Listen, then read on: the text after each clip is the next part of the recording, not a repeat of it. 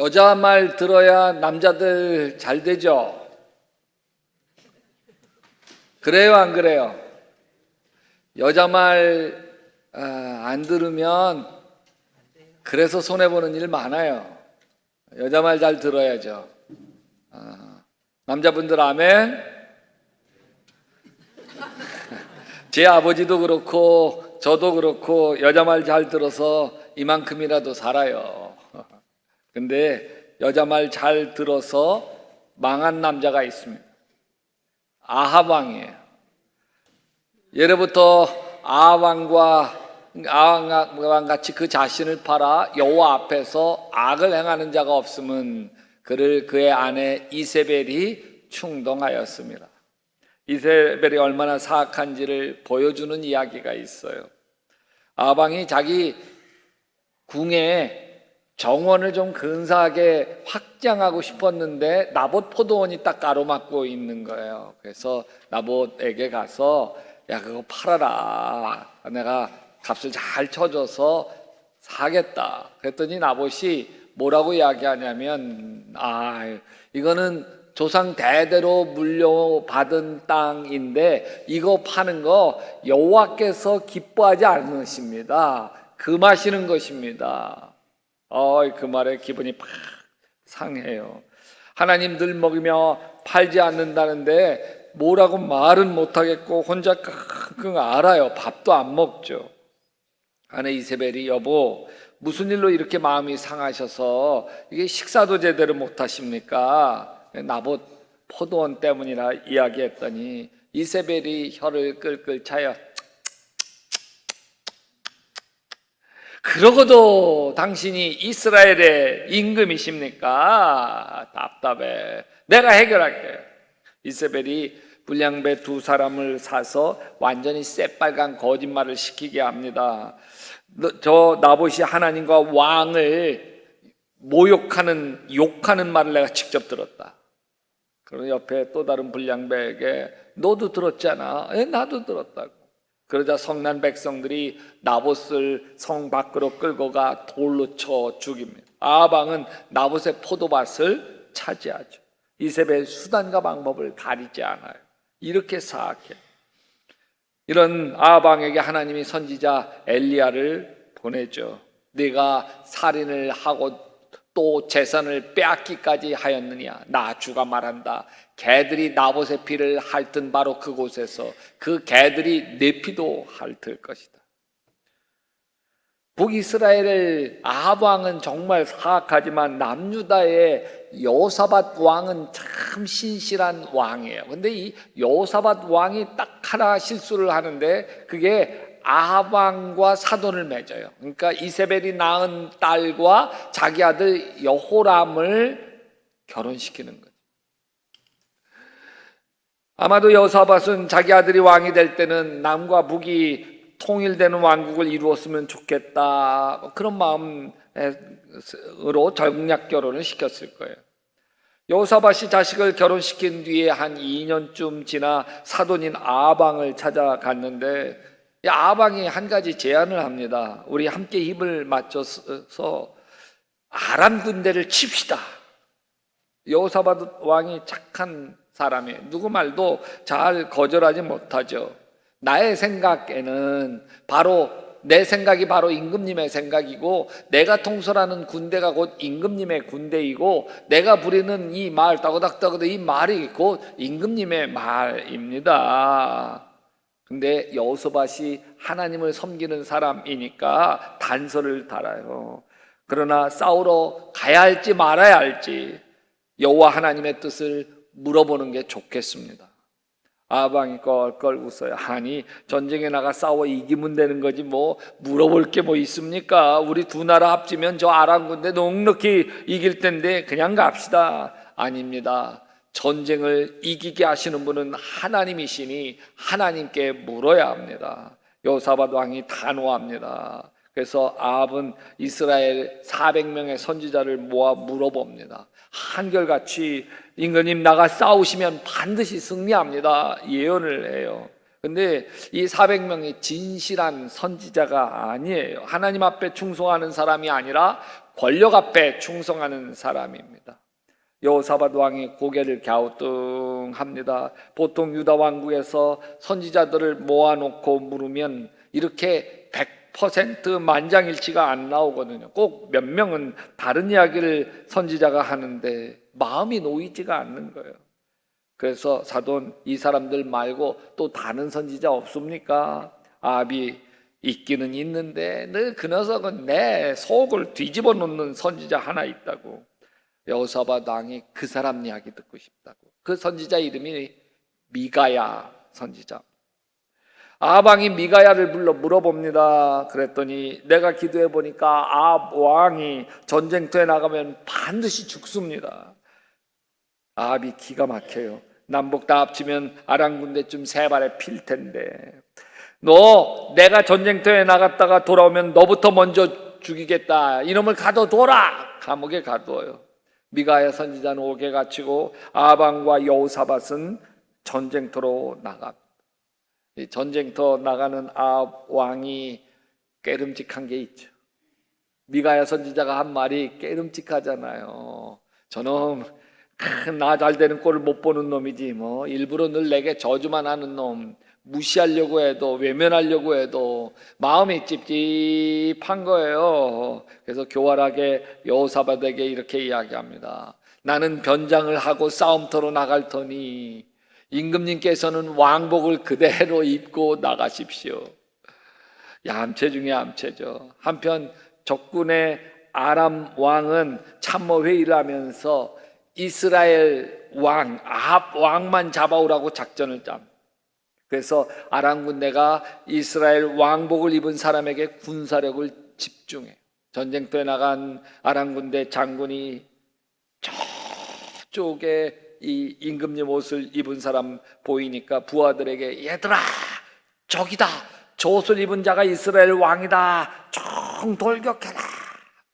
다 그걸로 역량을 집중하는데 여호사밧 왕이 막 기겁을 해서 후퇴해요. 근데 쫓아가다 보니까 아합 왕이 아니잖아요. 얘들아 애써 쫓아갈 필요 없다. 아합 왕 아니구나. 그냥 냅둬라.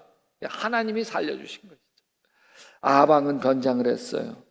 저게 왕인지 병사인지 구분이 안 가요. 바로 그때 열왕기상 22장 34절 이하에 보면 아람 군대 한 사람이 무심코 활을 당겨서 이스라엘 군대 쪽으로 쏘아요. 그 화살이 슉 날아가면서 이 아합 왕에게로 달려가는데 아합 왕 갑옷을 다 입고 있잖아요. 근데 갑옷과 갑옷 이슴매 접히는 이 이슴매 사이로 꼽혀가지고 몸속 깊숙이 화살이 꼽히고 막 기가 막히게 뚫고 들어가서 피 철철 흘리다가 죽어요. 아합 왕이 탄 말마차의 피가 흥건해서 연못에다가 마차를 씻습니다. 그러니 연못에 아합 왕의 피가 붉게 번져가고 그 피 냄새를 맡은 개들이 몰려오더니 피가 섞인 물을 핥아먹어. 한 사람이 잘 겨냥해서 정확하게 쏜 게 아니죠. 우연히 쏜 거예요. 화살이 우연히 갑옷과 갑옷 사이를 뚫고 가슴팍에 꽂힌 거예요. 피가 철철 흘리죠. 그래서 왕이 탄 병거가 피가 흥건합니다. 그거 씻어야 되잖아요. 우연히 사마리아 연못 가서 씻어요. 피가 흥건한 것을 우연히 개들이 와서 핥아 먹습니다. 다 우연히 된 것 같아요. 근데 성경은 이렇게 얘기해요.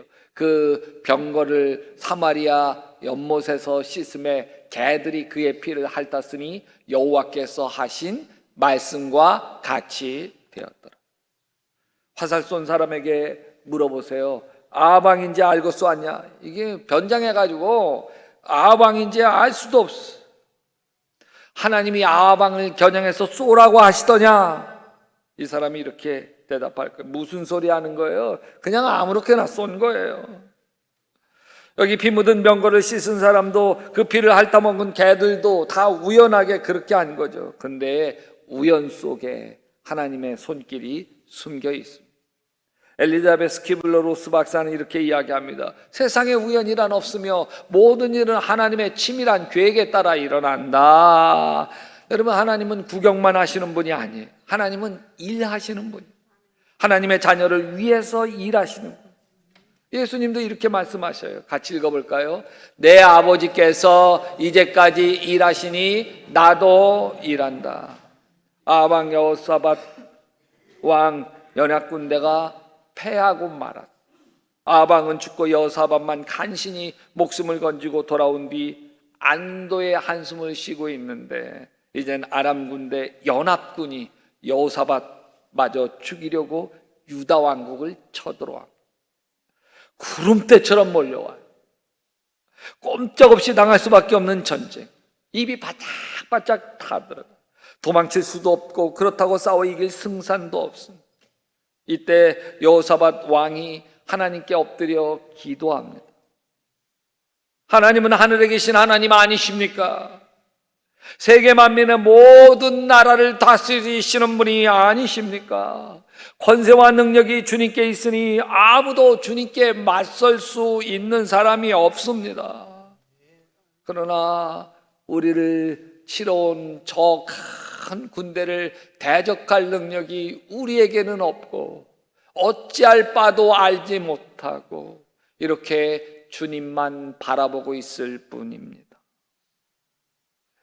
내 몸을 공격하는 저 암덩어리를 대적할 능력이 나에게는 없고 의사도 어찌할 바를 알지 못하고 나는 이렇게 주님만 바라보고 있습니다. 부부의 갈등은 해결될 기미가 보이지 않고 나도 다 포기하고만 싶고 이제 어찌할 바를 알지 못한 채 주님만 바라보고 있습니다. 여러분, 자식도 이제 더 이상 내가 어찌할 수 없을 때, 사업도 더 이상 내가 어찌할 수 없을 때, 이때 주님을 바라볼 때고, 주님 바라본다는 것은 기도할 때라는 거예요. 얼마 전에 물건을 정리하는데 9살짜리 우리 주아가 신앙일기를 써놓은 걸 보았어요. 감기가 걸려서 몸이 아팠다. 열도 나고 밥맛도 없었다. 그래서 하나님께 기도했다. 하나님, 낫게 해주세요. 기도하고 잠을 잤는데 아침에 깨끗하게 나았다. 참 신기하다. 기도는 요술쟁이인가 보다. 그러면서 맨 마지막에 읽는데 제가 웃음이 빵 터졌어요. 맨 마지막. 기도야 고맙다. 기도야 고맙다. 그 말이 맞죠. 기도야 고맙다. 아무것도 할 수 있는 게 없는데 그래도 한 가지 남아있잖아요. 기도하는 게 남아있잖아요. 아무 희망이 없는데 한 가지 희망이 있잖아요. 기도요. 그러니 기도가 얼마나 고마워요. 여러분, 기도하면 문제가 작아. 엄청난 불행이 우리 인생의 쓰나미처럼 밀려올 때 우리 눈에는 오직 그 고통밖에는 보이지 않죠. 이렇게 문제에 압도되면 첫째는 자꾸 남을 원망하게 되고, 둘째는 자신을 자책하게 되고, 셋째는 어려움에 좌절하고 막. 엘리야가 그랬어요.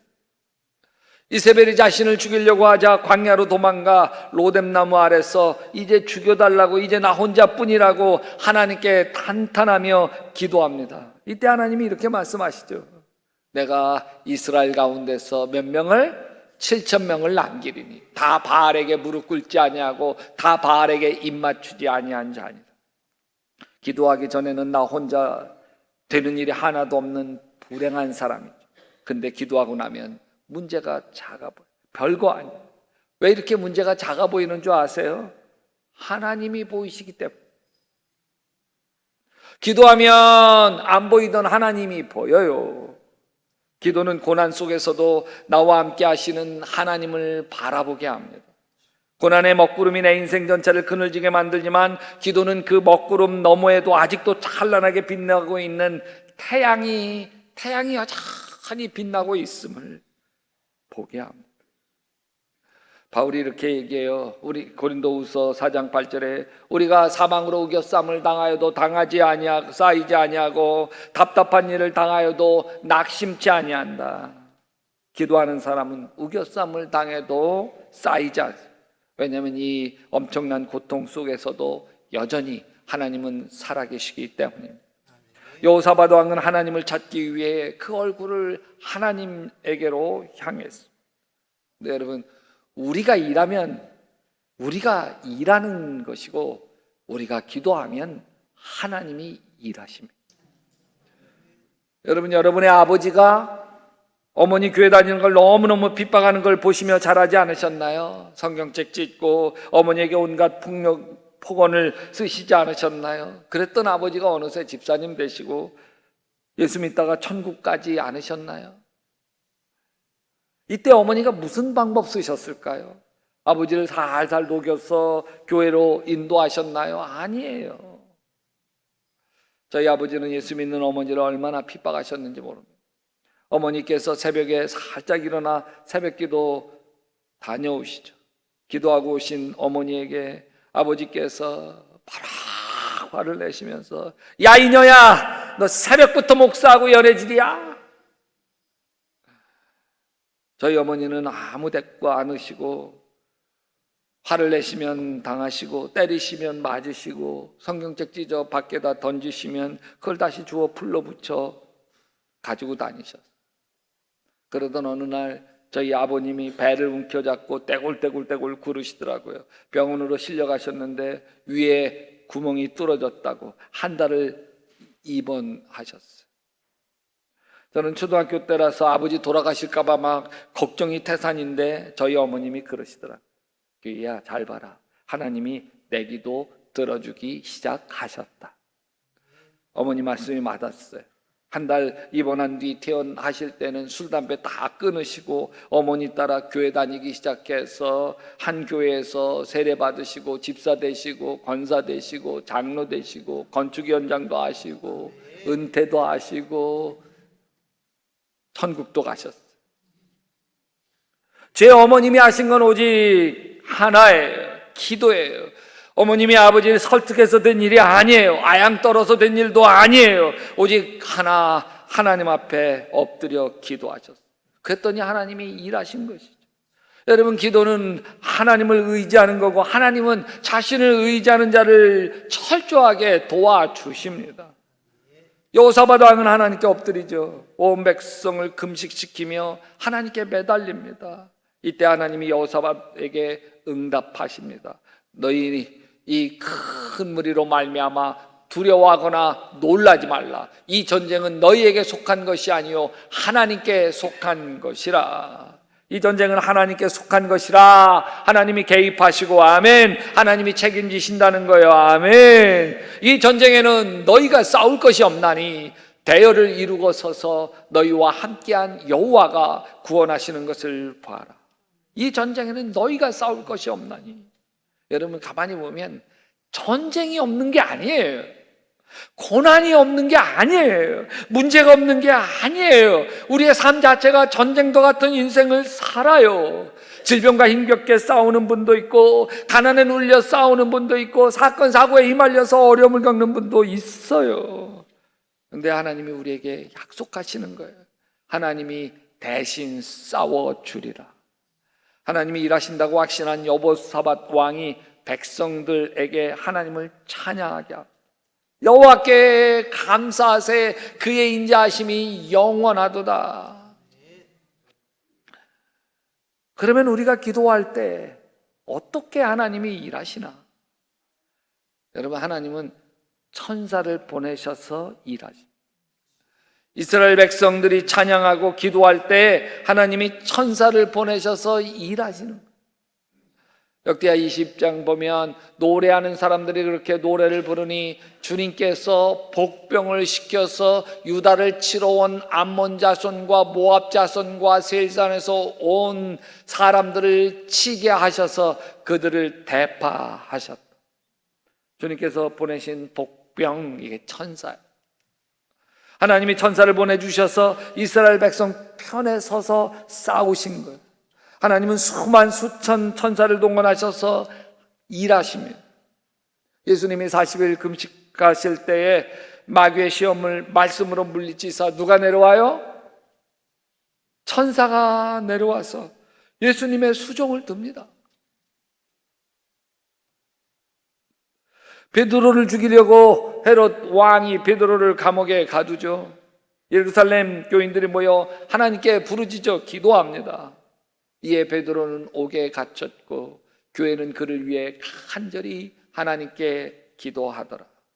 예루살렘 교인들이 간절히 마가다락방에 모여 기도하니까 천사가 움직이기 시작합니다. 호련히 천사가 나타나 감옥 안에 있는 베드로 옆구리를 치면서 빨리 일어나.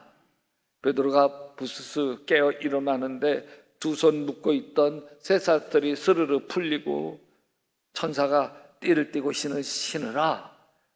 겉옷을 입고 따라오너라. 베드로가 잠결이어서 그런지 천사가 하는 것이 생수인 줄 알지 못하고 내가 지금 꿈을 꾸고 있나? 환상을 보고 있나? 그러면서 비몽사몽간에 졸졸 따라가는데 잠겼던 쇠문이 저절로 열려요. 신기합니다. 감옥 밖으로 나오고 나서야 정신이 번쩍 든 베드로가 말합니다. 이게 환상이 아니구나. 내가 이제야 참으로 주께서 그의 천사를 보내어 나를 헤롯의 손에서 벗어나게 하셨구나. 정신 차리고 마가 다락방으로 갑니다. 가서 보니 여러 사람이 거기에 모여 함께 기도하고 있습니다. 기도가 천사를 움직인 거죠. 여러분, 천사는 우리 눈에 보이지 않습니다. 그러나 하나님이 천사를 보내셔서 우리가 기도한 대로 하나님이 일하시는 걸 믿으시기 바랍니다. 우린 고난 앞에서 우리에겐 답이 없잖아요. 그러나 전능하신 하나님의 손에는 인생의 모든 답이 있습니다. 아멘. 우리에겐 길이 없잖아요. 막막하고 앞이 보이지 않잖아요. 그러나 전능하신 하나님에게는 길이 있습니다. 형통한 길이 있습니다. 여러분, 기도는 내 문제를 하나님 손에 가져가는 것이에요. 하나님이 천사를 동원해 해결하시도록 하나님께 가져가는 것입니다. 두려워하는 우리에게 주님이 주시는 말씀 같이 한번 크게 읽어보십시다. 너희는 이 큰 무리로 말미암아 두려워하거나 놀라지 말라. 이 전쟁은 너희에게 속한 것이니 아니요 하나님께 속한 것이라. 너희에게 속한 것이 아니요 하나님께 속한 것이라. 따라서 합시다. 내가 일하면 내가 일할 뿐이지만 내가 기도하면 하나님이 일하신다. 아멘.